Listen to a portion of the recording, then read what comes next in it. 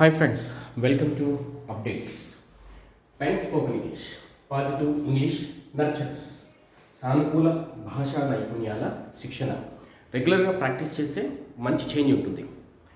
And డబ్బు వెనకాల పరుగు పెట్టవద్దు. Don't run after money. Don't run after money.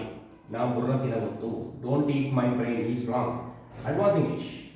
Don't nag me. NAG nag. Don't nag me.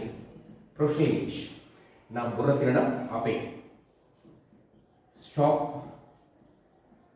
nagging me అనే.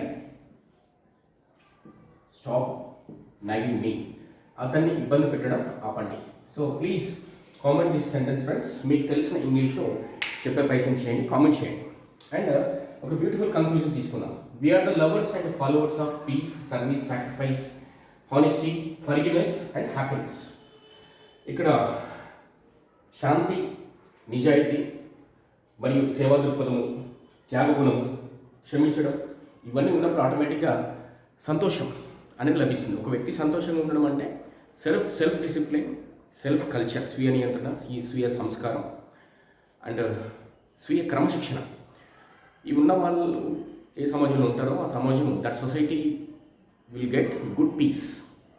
అలాంటి సమాజాలు, అలాంటి సమూహాలు ఉన్న దేశం ఖచ్చితంగా ఒక ఐడియల్ కంట్రీ అవుతుంది. సో ప్రపంచ శాంతి అనేది వర్ధిల్లుతుంది. కానీ అగ్రరాజ్యాలు థర్డ్ వరల్డ్ వార్ వైపు మనల్ని నెట్టే ప్రయత్నం చేస్తున్నాయి.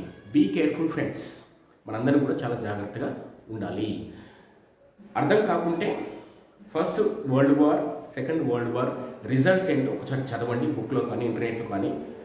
సో ఇప్పుడు ఉన్నటువంటి పరిస్థితి ఎంతో మెరుగ్గా ఉంది. ఈ పరిస్థితిని దిగజార్చడానికి కొంతమంది స్వార్థపరులు, కొన్ని స్వార్థపూరితమైనటువంటి శక్తులు, అంటే selfish forces internationally, they are working severely.